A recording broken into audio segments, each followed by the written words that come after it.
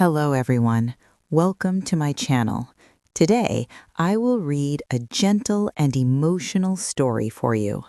Please relax and listen quietly. The words are simple and clear. This story will help you improve your English listening. It will also touch your heart. Let us begin the story. In a small town in the United States, there lived a woman named Maria Thompson. She was not rich. She did not have a big house or expensive things, but she had one treasure in her life, her son, Daniel. Daniel was her whole world. Maria raised him alone. Her husband had passed away when Daniel was only 5 years old. From that day, Maria became both mother and father. She worked 2 jobs. In the morning, she cleaned offices. In the evening, she worked at a small grocery store. She was always tired, but she never complained. Every night before sleeping, Daniel would hug her and say, "Mom, when I grow up, I will buy you a big house." Maria would smile and kiss his forehead. "I don't need a big house," she would say. "I just need you." Daniel was her reason to wake up every day. Years passed, Daniel grew taller, his voice became deeper, his dreams became bigger. He wanted to move to the city, he wanted success, he wanted money, he wanted a better life.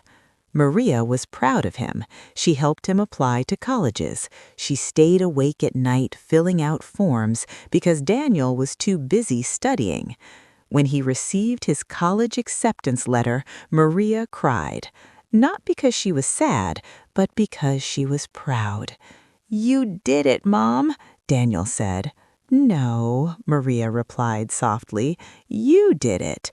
But deep inside, she felt something else. Fear. Fear that her little boy was slowly moving away from her. The day Daniel left for the city, Maria woke up before sunrise. She prepared his favorite breakfast, pancakes with syrup and strawberries. They ate quietly. When it was time to leave, Maria hugged him tightly. She did not want to let go. "Call me every day," she said. "I will, Mom," Daniel promised. "I love you. I love you too." She stood at the door and watched him get into the bus. She waved until the bus disappeared from sight. When the street became empty, Maria went back inside the house. It felt too quiet. At first, Daniel called every night. He told her about his classes, his new friends, the tall buildings, and the busy streets. Maria listened carefully.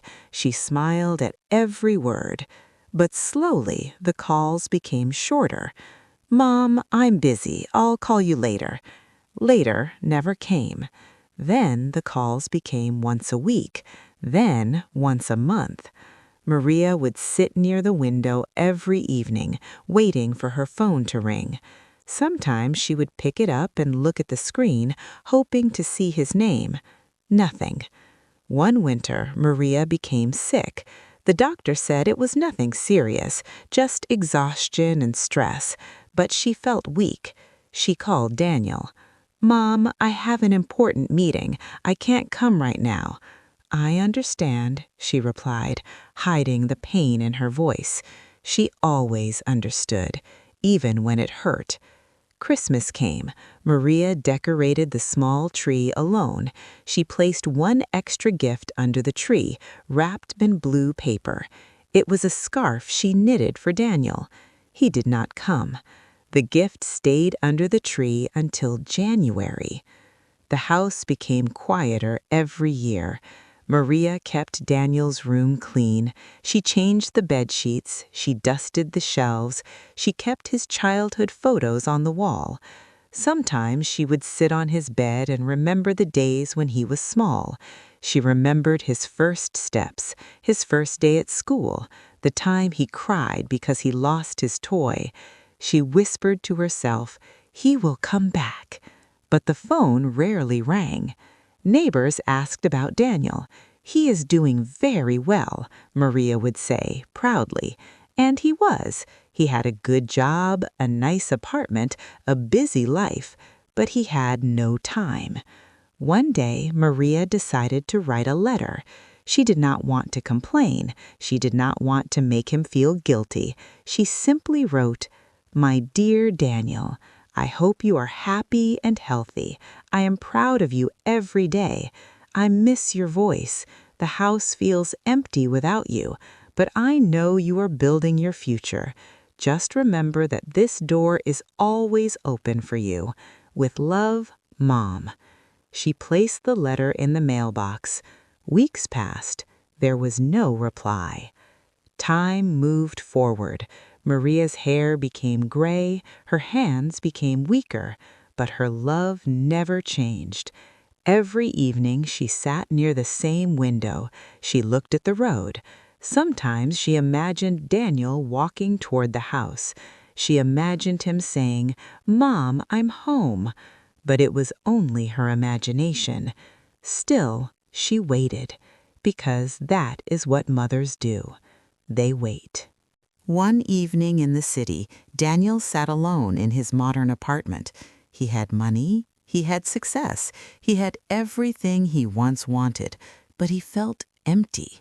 He opened his old drawer and found something, the blue scarf, the one his mother had given him years ago when he visited for a short time and left quickly. He touched it. Memories came back like a storm. The pancakes, the hugs, the promise, "I will call you every day." He had broken that promise. Suddenly, he felt ashamed. He picked up his phone. He saw many missed calls from months ago, from Mom. Without thinking, Daniel packed a small bag. He bought a ticket and traveled back to his hometown. When he reached the house, it looked smaller than he remembered. He walked slowly to the door. He knocked. No answer. He knocked again.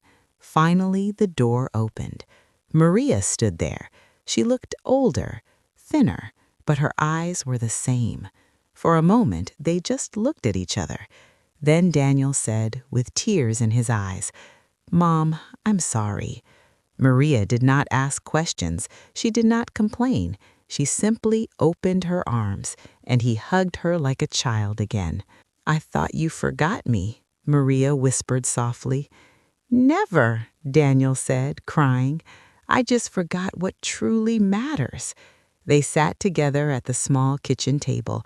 Daniel noticed how simple the house was, how quiet it had been. "How long have you been alone?" he asked. Maria smiled gently. "Mothers are never alone. They have memories." But Daniel understood the pain behind her smile. Daniel stayed for weeks. He repaired the old fence. He painted the walls. He cooked dinner for his mother. They laughed again. They talked again. The house felt alive again.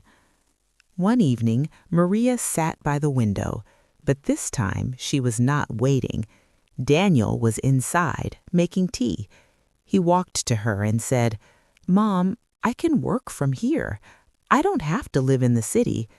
Maria looked at him with surprise. "You don't have to stay," she said. "I want to," he replied. For the first time in many years, Maria's heart felt full. Life is busy. Dreams are important. Success matters.